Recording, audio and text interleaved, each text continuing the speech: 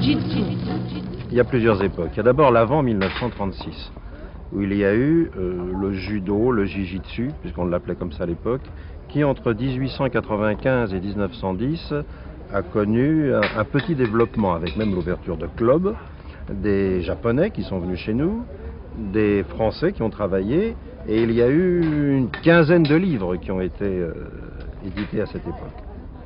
À peu près environ 15 livres. Et puis après la guerre de 1914, tout ça a été oublié. Et en 1936, 2 clubs se sont ouverts à Paris, dont un était dirigé par M. Kawashi, un japonais qui est arrivé d'Angleterre à ce moment-là, et qui est le créateur, disons-le, on peut le discuter un petit peu, mais le créateur du système des grades et des ceintures de couleurs, ceinture jaune, ceinture orange, ceinture verte, ceinture bleue, ceinture marron. Et les 2 clubs se sont réunis au moment de la guerre, rue du Sommerard à Paris, c'est là qu'on appelle les pionniers, qu'on peut dire qu'il y a eu, et le développement vraiment est venu à partir de cette époque-là. Avant la Seconde Guerre, l'imaginaire collectif était encore imprégné du mystère et des mythes qui avaient accompagné la grande mode du Jiu-Jitsu au début du siècle. Les pionniers du judo Jiu-Jitsu sauront parfaitement l'exploiter.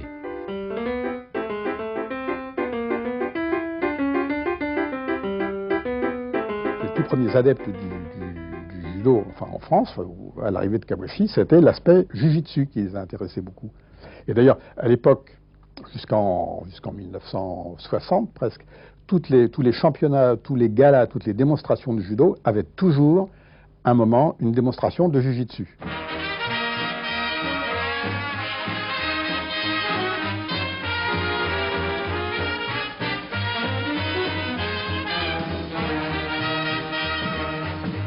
Littérature, cinéma, publicité, bande dessinée ne sont pas en reste pour accréditer l'idée du faible qui bat le fort ou du fort qui devient carrément Superman en pratiquant le judo.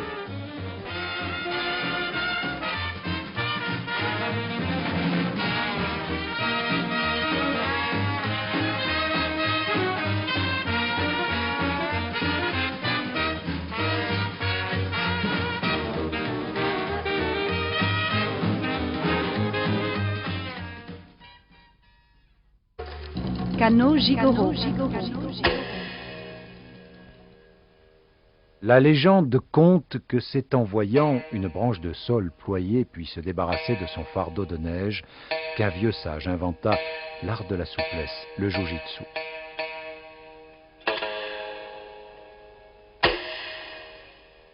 L'art du combat à main nue des samouraïs était cependant tombé en désuétude. Quand le jeune Kano, garçon frêle, agacé par les brimades de ses camarades, se mit en tête d'apprendre les rudiments de cet art martial.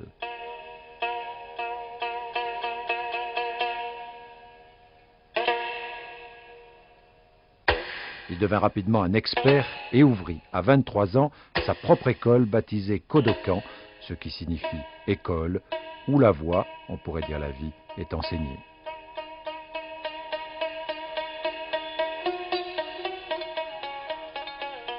Ces images, et celles qui vont suivre, sont uniques au monde. Ce sont les seules de maître Jigoro Kano donnant la leçon. Elles sont presque aussi vieilles que le cinéma. Un petit moment d'éternité.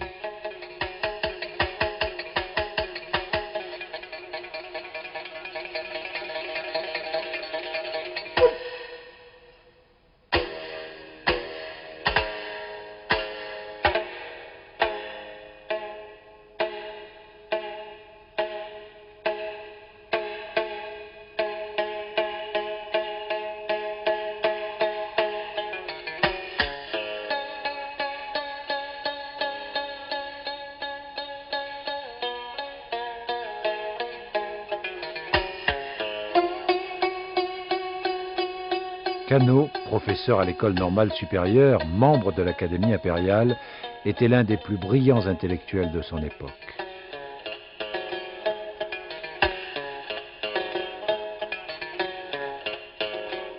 Un autre moment d'éternité.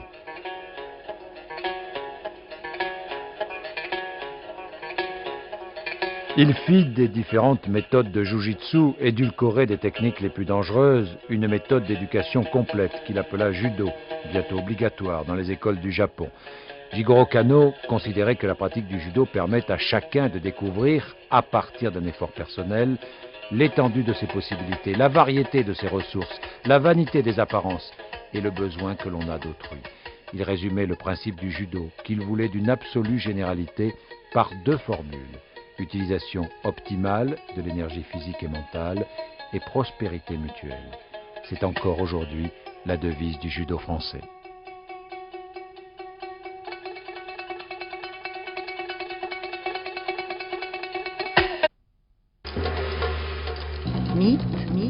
Il y avait encore un côté mystérieux, on venait, ah c'était le Japon, c'était le judo, il y a des choses qu'on a un peu oubliées aujourd'hui, mais tout le monde était passionné par le krikitu, le kiai, qu'est-ce que c'est que ça existe, ça n'existait pas.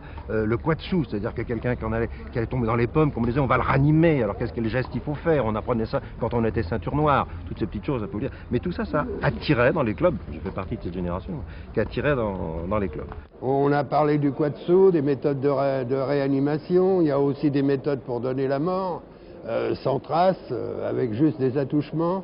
Il y a aussi le fameux kiai, dont beaucoup même de judokas disent que ça n'existe pas, mais je suis bien placé pour savoir que ça existe. Et le judo développe certaines qualités chez l'individu que peu de sports, à mon avis, peuvent développer. Celui qui était nouvellement promu étranglait l'ancien jusqu'à ce qu'il soit en syncope. Kawashi le ranimait par le kwatsu, et ensuite il lui expliquait comment faire. Mais c'était secret, c'était dans un petit kajibi, là, enfermé, personne ne voyait ce qui se passait.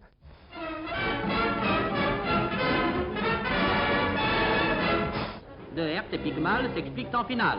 De Herth conserve son titre et en fin de combat, l'arbitre, le professeur Kamasai, de 2 plaques sur les pectoraux rétablira la circulation du sang arrêtée chez Pygmal.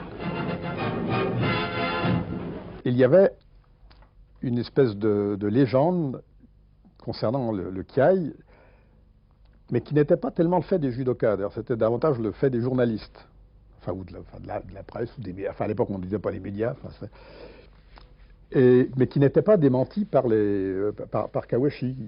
Il laissait faire. Alors, on dirait que le kiai pouvait tuer par le kiai, on pouvait tuer un adversaire, mais que naturellement, il fallait être déjà d'un niveau très élevé. Mais on ne voyait personne le faire. Il y a eu une fois une démonstration faite par... il y a toute une anecdote là-dessus d'ailleurs, par André Mercier, qui était le président du Racing Club de France. Il entrait dans une cage où il y avait des tigres. Mais André Mercier, président du syndicat des judokas français, démontre que la ceinture noire de judo est une assurance suffisante pour venir à bout de n'importe quelle tigresse. Un kia d'appel ou un kia spécial inhibant valent tous les regards magnétiques de dompteurs. Les photographes gardent leur distance, mais André Mercier cherche la sienne, toujours avec le même succès. La tigresse est littéralement envoûtée. La démonstration s'achève enfin sur le complet asservissement du fauve, devenu véritable matou d'appartement. Le kiai faisait partie de cet aspect un petit peu mystérieux, mystique, attirant pour tous les gens qui avaient le goût du sensationnel et qui étaient attirés par cet aspect. Le kiai, en fait, c'est un cri profond qui vient de l'abdomen et qui est censé avoir des vertus particulières. On l'a appelé dans certains côtés le cri qui tue, mais ça fait partie de la mythologie pour moi. C'est la mythologie extrême-orientale qui maintenant s'éloigne de plus en plus du judo, maintenant que le judo a pris une orientation résolument sportive. Il n'empêche que si on décide d'appliquer les techniques de kwatsu, les techniques de réanimation japonaises telles qu'elles sont transmises, il faut les appliquer telles qu'elles ont été expliquées. Et en général, ces techniques s'accompagnent de l'émission d'un cri qui est le kiai, qui fait partie de l'ensemble de la technique de réanimation. Histoire.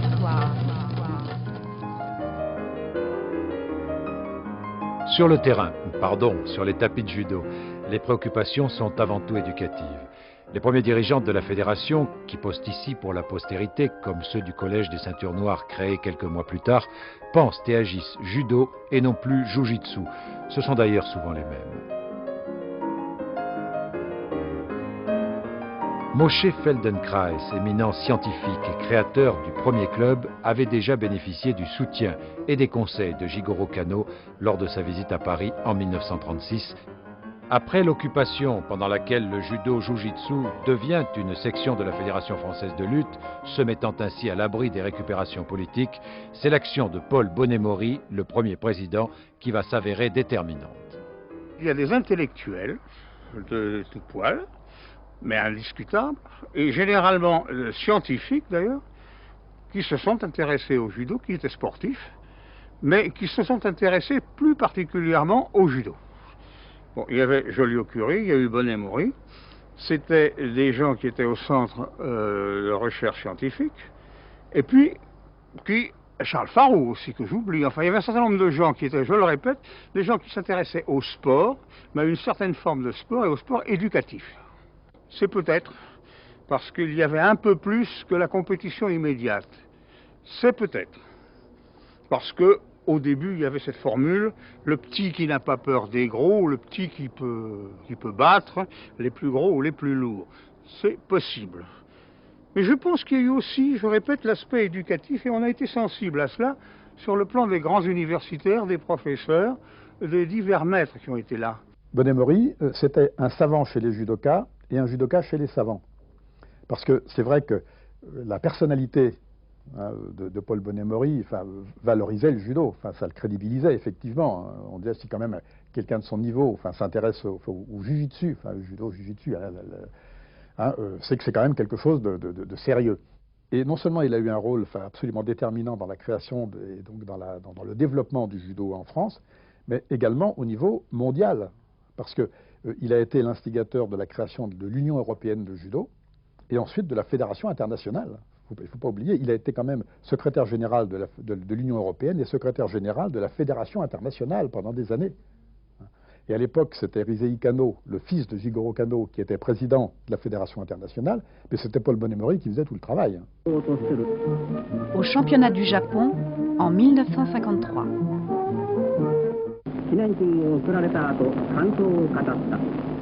La Fédération française de judo entretient des relations très étroites avec le Kodokan et la Fédération japonaise de judo, suivant l'esprit même du docteur Jigoro Kano d'amitié internationale et de cordialité.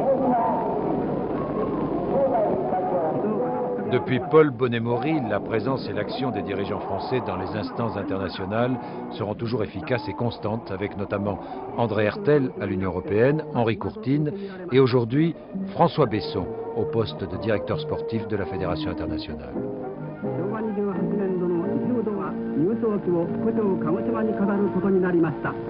J'ai grand plaisir à offrir une coupe au nom de la Fédération française de judo au champion du Japon, M. Yoshimatsu, qui était certainement le meilleur. Document. 1939, un cours au Jiu-Jitsu Club de France. Sous le regard attentif de maître Kawashi, Moshe Feldenkrais donne la leçon à un jeune garçon qui n'est autre que Jean de Herth.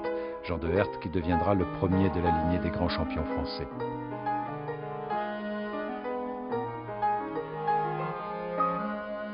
On reconnaît Paul Bonnet-Maury, qui sera lui le premier président de la Fédération française. Paul Bonnet-Maury, assistant dans le civil du prix Nobel de chimie Frédéric Joliot-Curie, un autre familier du club.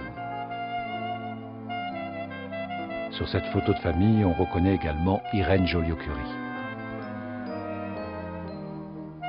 J'ai travaillé avec Joliot-Curie, oui. Il me battait régulièrement. Régulièrement. D'ailleurs, ils me battaient tous à l'époque. Ils me battaient tous. Quelle était sa spécialité, Joliot-Curie? Ah, les mouvements de jambes. Ah, oui. Les mouvements de jambes.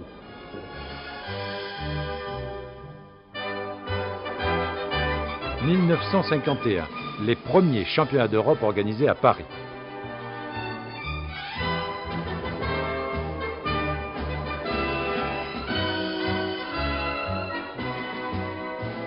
Le Français Dupré ne sait pas encore qu'il réalise un exploit dont peu pourront se prévaloir, battre le Hollandais Anton Gesing. Et en finale, qui plus est, celle des ceintures marron. Pareille rareté mérite bien un ralenti.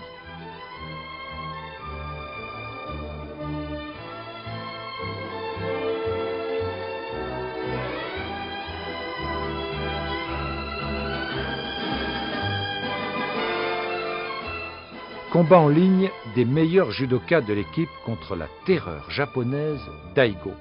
Le champion du Japon n'en fera qu'une bouchée, mais il se cassera les dents sur De Herth, match nul. De Herth, il est vrai, venait d'être sacré champion d'Europe des troisièmes dames.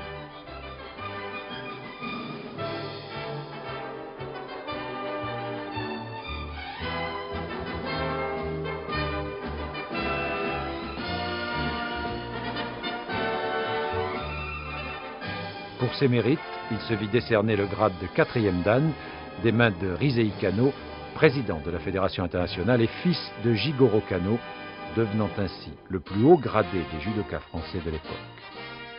En feuilletant l'album d'images de ses premiers championnats d'Europe, on s'aperçoit que le spectacle est dense et varié. Un combat de rue dans le carré de lumière.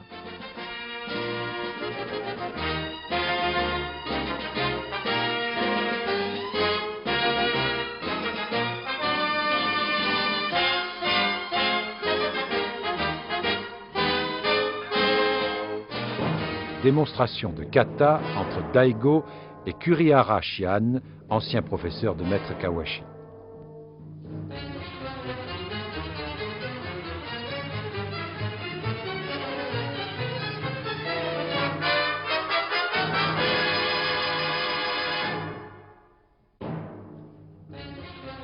Lors des combats, le Français Kokil fit admirer son Ushimata. Parisé son efficacité face à Picmal.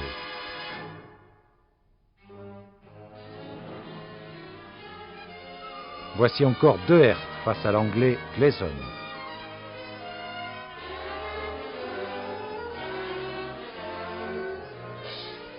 Une nouvelle fois Kokil dans ses œuvres. Et Verrier dans les siennes. Et pour que le public nombreux puisse apprécier le spectacle en connaissance de cause, on n'oublie pas une leçon sur les principes du déséquilibre.